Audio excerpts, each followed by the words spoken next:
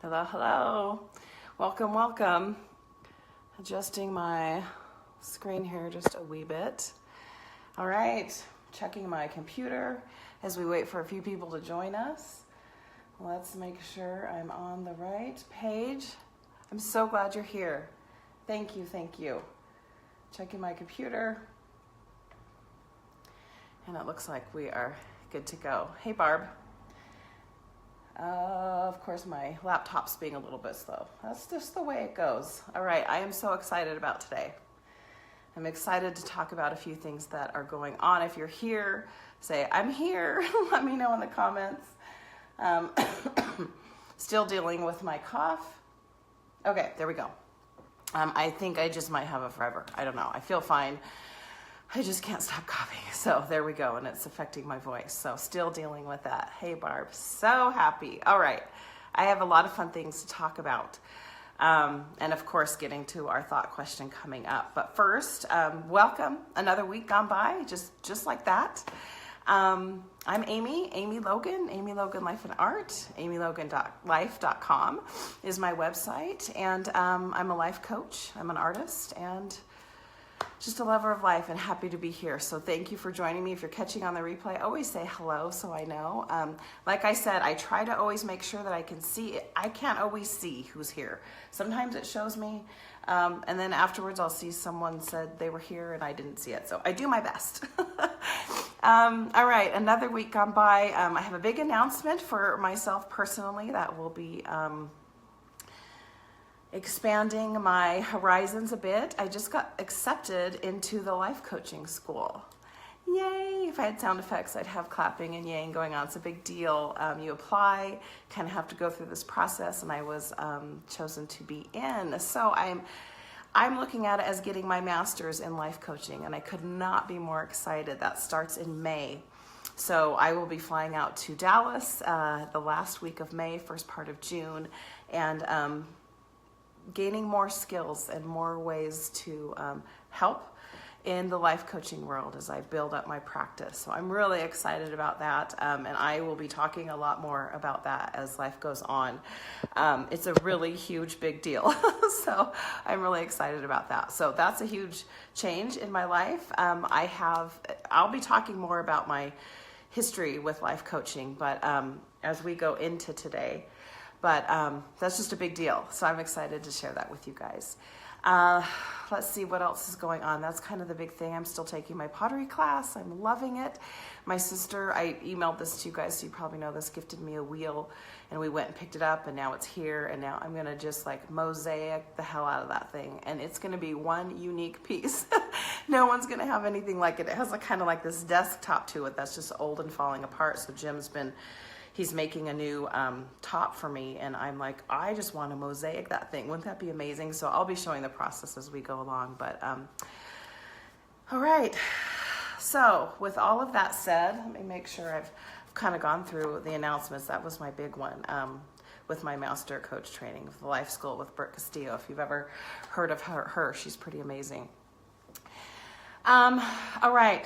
I want you to take a deep breath. And kind of center yourself for today, because I have a feeling what I'm about to talk about can resonate with all of us. And it's my why. It's why I do what I do. And that, my leaning into this life coaching world started with my exodus, my faith crisis, my awakening, whatever you want to call, out of Mormonism. Excuse me, it's going to happen.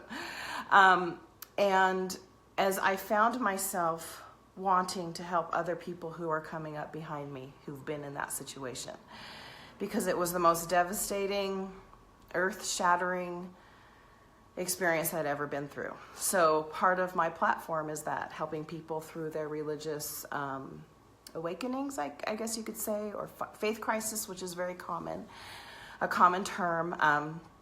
And so that's my why. And so that's why I started my YouTube channel. I know I've said this before, but it's leading into what we're talking about today.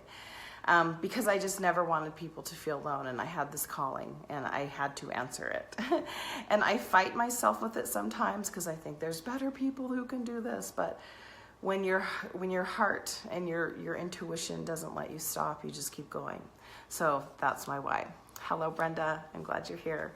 And I can kind of see, but I will be putting these on from time to time. Oh, so much clearer. But I want you to center yourself. I want you to take a deep breath, and I want you to ponder the question, are you worthy? And as we go through this, just bear with me. It's going to be fine. It's good. I don't tell you the story so you feel sad for me. There's nothing like that. But there's just been some things going on in my world around me that have kind of brought up these feelings again. And so I just wanted to talk to you about it. So most of you know I was Mormon. I was raised Mormon my whole life. I left the church back in 2009 officially, having my name removed from the records. In 2006, I started my big, I call it my research project. I started reading and diving into things and just studying the history of the foundation of Mormonism. And thus that led to my leaving the faith, which was extremely painful, extremely hard. I know a lot of you who follow me have been through that experience. Maybe you're about to go through it, whatever it may be. In the world of Mormon, I live in Salt Lake City. You know that. I just moved up from Spanish Fork, which is about an hour south. And truthfully, my day-to-day life doesn't comprise too much of Mormonism. I've emotionally moved on for the most part, but if any of you know anything about trauma, things like that, it can still rise up from time to time. So I have some deep-seated indoctrination in me that I'm still working on. When I was a member of that faith for 30 years, so there's a part, and I want you to apply this to whatever it is that you've experienced in your life, because religion, for me, was a huge thing. Your situation might be something different, but I think you can find the parallels. So this isn't a religious discussion. I'm just sharing you what my experience. Anyway, so to give you a little back history, when raised Mormon, you have what's called worthiness interviews, and they start around 8. You are interviewed from your male ecclesiastical leader, so you can be baptized. And it's pretty simple. I mean, as far as that goes, you are asked why you want to be baptized, if you'll take on the name of Jesus Christ and be an example, if you will, are you worthy? Worthiness is a theme, and you're going to hear it. And so that goes on. Then when you're 12, about every year after you're 12, you start having these yearly worthiness interviews, one-on-one with your male ecclesiastical leader. So my story doesn't have to do with that, but this is what's been, I mean, it does, but what brought this to the surface is there's someone who is, his name's Sam Young, and he is a Mormon, and he's trying to stop these one-on-one interviews with the youth in the church, because you're sending your child in one-on-one with a male leader behind a closed door. And there's been some abuse that's gone on. I don't think that happens all the time. And I know it's situational, but the point is that shouldn't happen anymore. So I am supporting that. There's a big march this Friday, tomorrow in Salt Lake City, and I'll be partaking in that. But I just tell you that because it stirred up some stuff, because I've been reading a lot about it. It's been coming back. Like I said, I've been out of the church for a long time, but it started. So it reminded me of my worthiness story. So I just want you to try and imagine it starting at age 8, when this actually starts earlier, because I was brought up in the church. My mom joined the Mormon faith when she was 16. Stopped for a little while, but went back when I was about 5. So about 4 or 5, I started going to the church. And there's a big thing, and I don't know a whole lot about other faiths, so please forgive me, but I don't know if it's a huge common thing to have worthiness interviews and to have to be worthy to kind of progress through the faith. I think it is a theme in religion is to work on ourselves, to better ourselves, to be, improving how we are, to love one another, all of those types of things. I totally understand that. But for me, and this is just my story, so we all have different personalities. We all experience things differently. I am very much an empath. I take things on. I can feel energy from people, good and bad. And I'm learning how to put up my own walls so I'm not absorbing energy. But as a very impressionable young girl from, like I said, working my way up through the Mormon church, I was very subconsciously affected by this worthiness thing. And I never felt worthy. I never felt I could do enough. I never felt I could be good enough. I never felt I could keep the commandments enough. And it really had a big impact on me. And if you knew me back then, I was a good girl. I went to church. I did all the things I was supposed to. I was a leader in the church even as a youth. But these interviews, I don't know, it was just something that for me and my personality, it really affected me. So much so, and I'll get to this story in a minute. Some of you may have heard this story, but I think it's important to share again because it's been a little while and people come and go through my page here. And this is because this is my why I will be telling this story. So you go through that every year. You have these worthiness interviews, and then to get married in the temple, which is kind of the goal, is to be married and see what they call sealed for time and all eternity is like a big, huge goal on the path of Mormonism. So at 20, I did that. I was married in the temple, and you have, of course, have to be worthy to go in the temple. And so worthiness is everything from keeping the law of chastity, which means no sex before marriage, no fooling around, keeping the word of wisdom. These are all kind of Mormon-centric terms, but not drinking alcohol, believing in their prophet Joseph Smith, and all of these things. So after that, then, to continue to go to the temple, which is very much encouraged. When I was early married, I forget when they changed it, but every year you had to have what they call a temple recommend, which is still another worthiness interview. And at some point they changed it to you only had to do that every couple of years. So it wasn't an every year thing, but still, it's always this emphasis on being worthy. Are you worthy? Are you worthy? Are you worthy? So I want to fast forward to I think it was 2014. I can't remember. 2013 maybe. I apprenticed with a life coach for a year. It ended up being more of life coaching me. I still was needing life coaching, but part of that is she allowed me to come on some of her retreats that she did for the people she was life coaching. And I was in this group. There were probably only about 8 of us. And it was great. It was lovely. And I was kind of the fly on the wall, but I got to be part of the group. And there was this one particular day where we were sitting around the table, and around a table, kind of like a little conference table. And off in the corner, they had a little display because there were 2 leaders. And there was a little display of objects. And just like little things you'd put in your house to decorate, or what. I'm going to show you mine here in a minute. And you were to go pick up an object and then come back, and underneath the object was a word. So the table had objects like this. And, I do all my photography. I love cameras, and Jim is a photographer, and his love for photography piqued my interest. So I saw this straight away, and I thought, I'm going to get that camera. Because there were different ones. I don't even remember the other ones. Because what happened was so profound for me personally. So I go over and I raise my hand because I literally wanted that camera. Because it was the one that it was calling my name. And I do feel it was for a reason. So I pick up my camera. I look at the word. And I know it's backwards. But I stood there because it was my turn. And they were like, okay, what's your word? And I look at it and I said, unworthy. Unworthiness. That's what I said. This says worthiness. I said unworthy. Unworthiness. And I didn't know, there was a phone call, sorry about that. I didn't even know I had done it. And there was a gal sitting next to me, and she said, Amy, read that word again.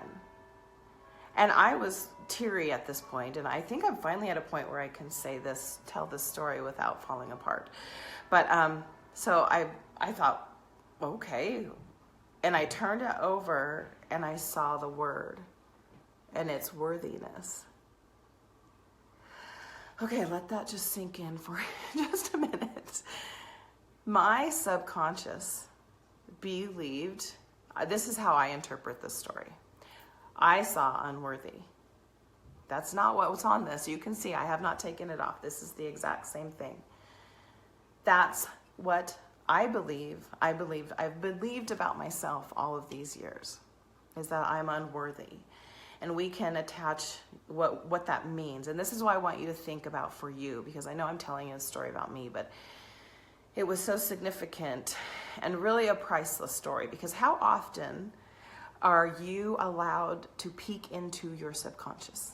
Okay, now I think our subconscious plays a huge role in everything we do, our day-to-day life, what you believe about yourself,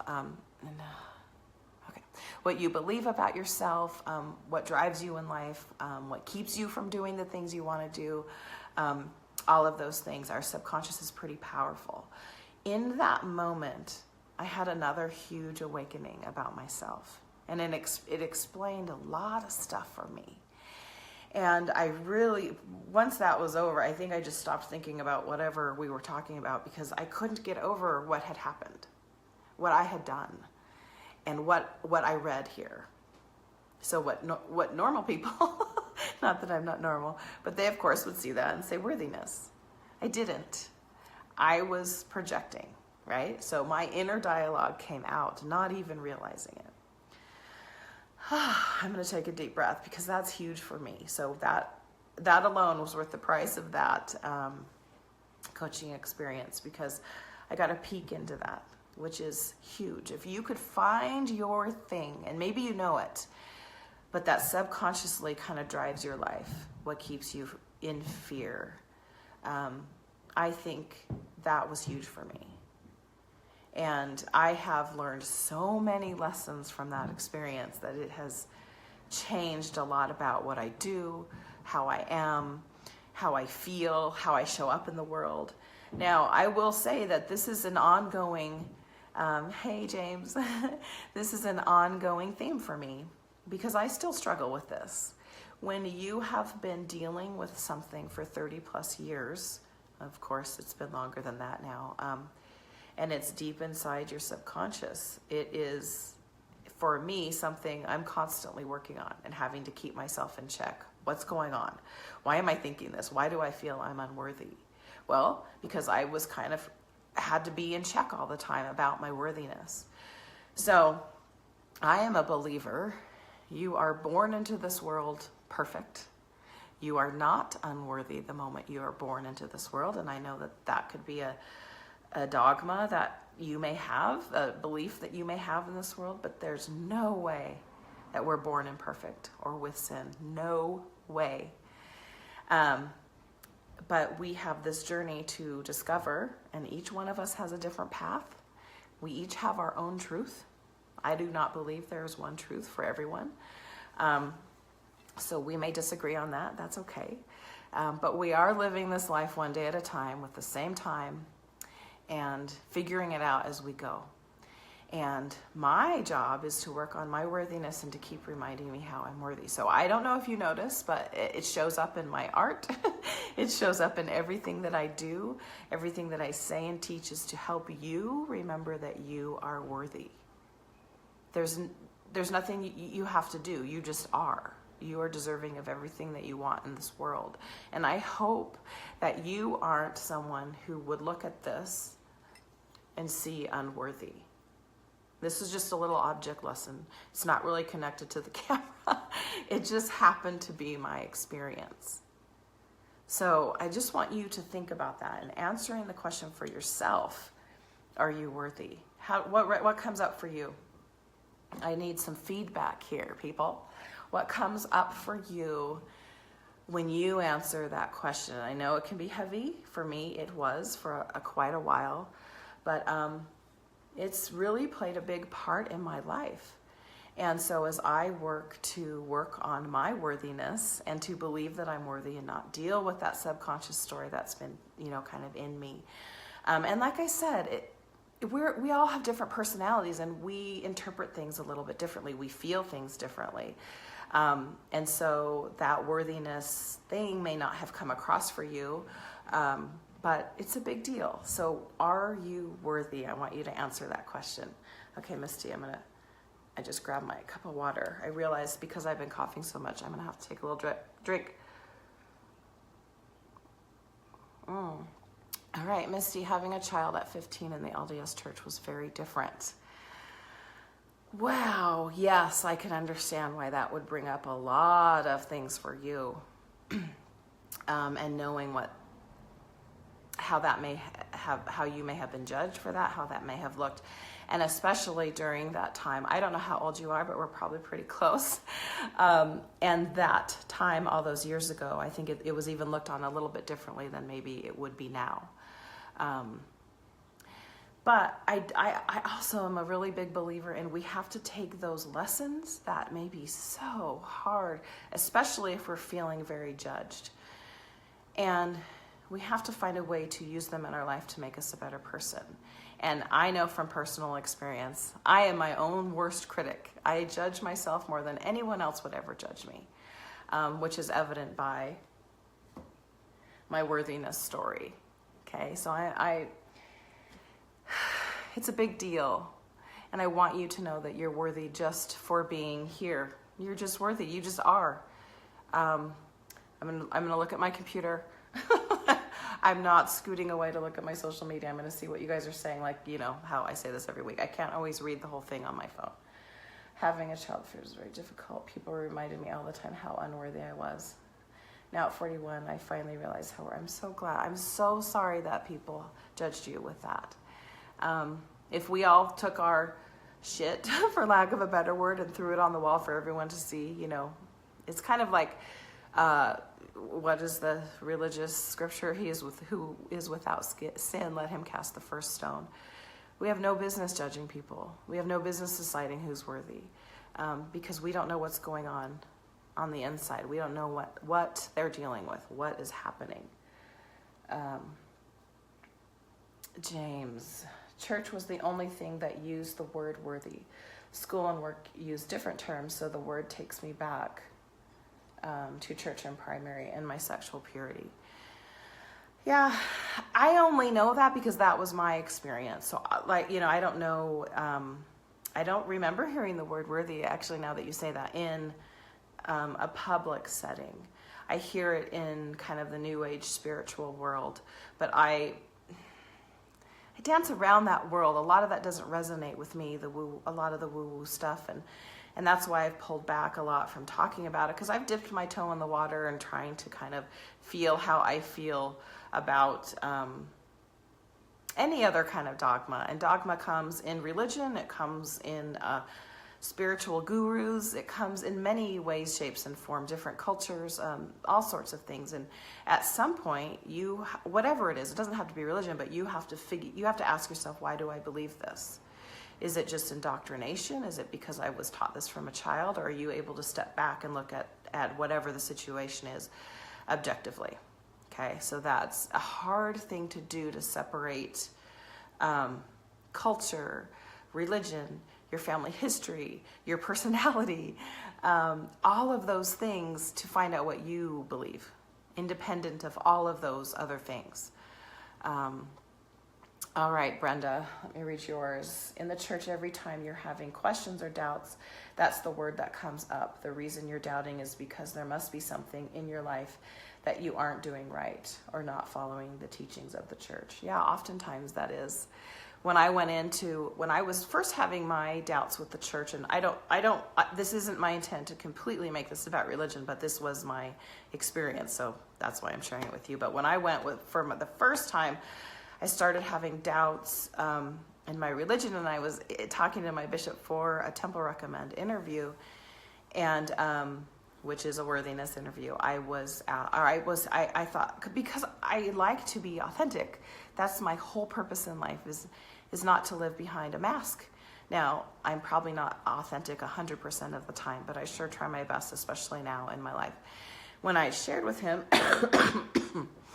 that I was having doubts, his response to me, doubts are from the devil, and doubts are from Satan. And I remember being so confused, because I thought, but I'm not doing anything bad. Like, I'm just seriously questioning and asking, and I'm going to my church leader who I want to help me. And to be told that that's of the devil just didn't resonate with me, because I'm like, but my life is pure, my life is good. That was probably about 2004. That was quite a while ago. So it's interesting when you mix those things. Oh, Brenda, interesting. You have been to many different religions and you've never heard that word till you joined the LDS church. That's really interesting to me. I don't know. I don't really go seeking out other religions. I'm not a religious person, so to speak. And so I haven't searched that out. That's an interesting word. I would love to hear from any of you who may be watching who are of a different religion. Was that a word that was used? Do you remember that? Share with me, educate me. I would love to know that, because it's just so interesting what a huge role that did play in my life, and many of you as well. So thank you for sharing that. I really, really appreciate that. So you are worthy. And I made several plaques quite a while ago that talked about this very subject that I forget what it said now. I was going to look it up. Oh, you have always been worthy. That's what it was. And I made a plaque and I still kept it. And I never even posted it or tried to sell it or anything. Oh, this cough, you guys. I'm so tired of it. But it said, and I have it somewhere. I should have pulled it out today. It said, you are worthy when you decide you're worthy. And I remember feeling not quite right about that, because sometimes it takes a long time for us to decide that, right? And so I redid it and I wrote, you have always been worthy. And do you know what that reminds me of? It reminds me of the Wizard of Oz and the red ruby slippers. There's no place like home. There's no place like home. You've always been home. It's the same thing. And that is, the Wizard of Oz is one of my all-time favorite. So many connections there too, with pulling the curtain back and seeing the whole picture. You have always been worthy. And I want you today to just kind of keep repeating this. Can you see that? It's backwards. I am worthy. I am worthy. I am worthy. When you start to doubt yourself, when you start to not feel like you're worthy or deserving of the things in your life, just please repeat that. Let that dialogue seep in. Now, when you have been conditioned or dealing with dogma and indoctrination for 30 plus years or more or less, depending on your situation, it's going to take some time to unravel that and to start believing, with no one judging you, that you're just worthy because you're here. You're sitting here with me today. We're having a discussion and we're talking about being worthy. You are worthy just for being here. And I don't mean here with me today, although I love it.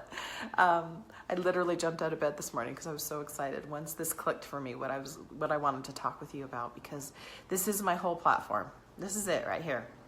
This is my purpose in life. It is just part of me. So along those lines, okay, James, I got to put my glasses back on. I think I can read all of yours on this screen. When people don't have an answer, they blame it on the devil. Yeah, and evil. It's a lazy answer. Yeah, I agree with that. That wasn't fair. That wasn't fair to put on me. And so I'm trying not to hold resentment, but that's just like my life experience. And my life experience has led me to being here with you today and sharing that story. I could not have made that up.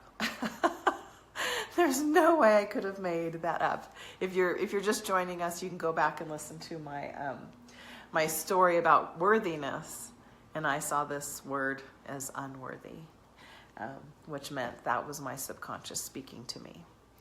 Huge lesson. You guys, you're worthy. Please start repeating that mantra. Put it on auto. And going back to what we talked about last week, just a little bit, did you write down your thing you were going to work on? And have you started working on it?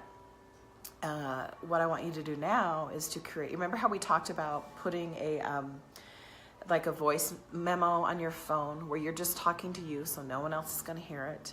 And it's the things that your soul need to speak to you. And if you make that recording, you make that tape, and you could listen to it at night just for yourself. No one else has to know. It's just between you and your phone and your own soul, because we all have something that we're dealing with. Every single one of us has something in us that we are working on to better ourselves. So I don't think trying to improve ourselves is on the same level as whether you're worthy or not. It's a given. You're worthy. I'm giving you permission to believe that. If you don't believe that, work with me. And I just mean like that I still work on that. There's days like today where I get up and I'm like, yes. And then there's others days when those thoughts creep in. They might not creep in by saying you're not worthy, but they creep in by me being in fear or a little bit paralyzed with what I feel my next step should be, or what should I be doing? How should I be moving forward? It's just that residual. It's that residual down in my soul that I still work on all the time. So yeah, that's the message. You know, I pulled a card intentionally. I was trying to see if there was one in my soul coaching deck that said worthy, and it didn't. So the one that I wanted to mention that I thought was close is compassion. And this goes back to just, you know, you're hardest on yourself. We all are. Doesn't matter who you are. You're the hardest on yourself. Unless maybe you're Tanya Harding's mom. If you saw Hi Tanya. That's a pretty hard mother to deal with. But we are often hardest on ourselves. And I think if you can love yourself, loving yourself is showing yourself compassion. Right? You got to do it for yourself. It's just like everything else in the world. We love to hear it from other people. We want to be told we're great. We want to be told we're special. We want to be told we're loved. And all of those things are important.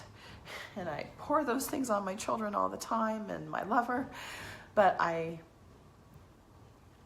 in having to deal with that with yourself, you have to be able to do it. So I pulled this one for you today because I thought it fits hand in hand with that. So the words compassion, the vibration of my compassion shines through my every cell. So as you go about your day today, repeat this, make a little memo, stick something on your mirror, your bathroom mirror, put something on your steering wheel in your car, wherever that it will help you to remember those things. Okay? You are worthy. I'm so glad you were here with me today. This just lights me up to be able to talk about this, to have a story that I could not have just made up. Can't make that up. And it's my why. So that's why I show up here with you every week. That's why I create the art that I create. That's just my why. It's my everything. So I'm so glad you were here. Thanks for being here. Thanks for being on my list. I think I'm going to be, as I'm leaning into this life coaching, which go back to the beginning and listen to my big announcement, as I'm adding more education to my life coaching skills. I have my own life coach, by the way. Her name's Allison. Allison Crow. She's amazing. I'm in her group, and she just is a firecracker, and I love her, and she tells it like it is.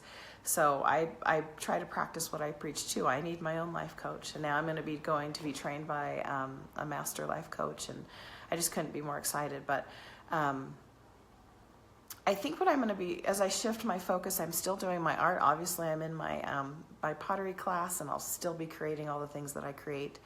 But I'm trying to decide, and tell me what you think.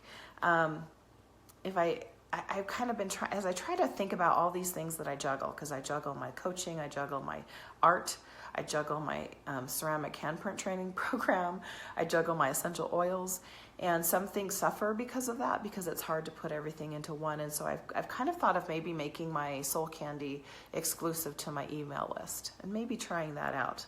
Give me some feedback on what you think about that, because it's just a lot. I've got a lot of balls that I'm juggling, and I think I need to kind of rein in a little bit here so I can focus on one and make it the best. But I can't stop making art, so that will probably always be a part of the things that I do. And if I did it without the expectation of anything, but like, here, if you want it, great, let me know. Then there's not the expectation of trying to run that completely, although soul candy will always be a part of me. So a little fun story. If you are, you've shown up, and that was our thought question. I'm going to just tell you a fun little story about soul candy. But if you need to go, thank you for being here. I'm so glad that you join me every week.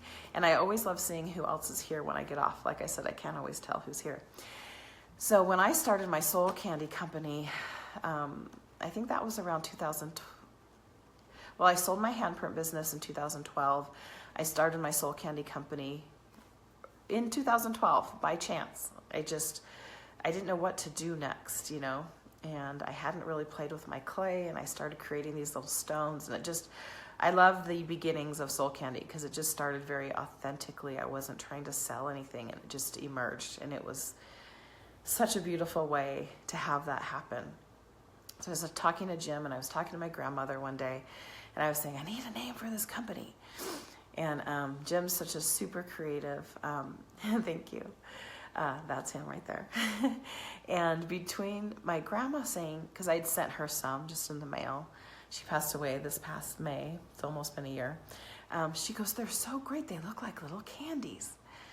And Jim was saying something like, you need to have it be something that's like you and you're soulful and all this stuff. And I had just told him, we were just standing in the kitchen one day, and I had just told him what Grandma said, and we were talking about this. I'm like, it needs a name now, because I was selling them without really a name.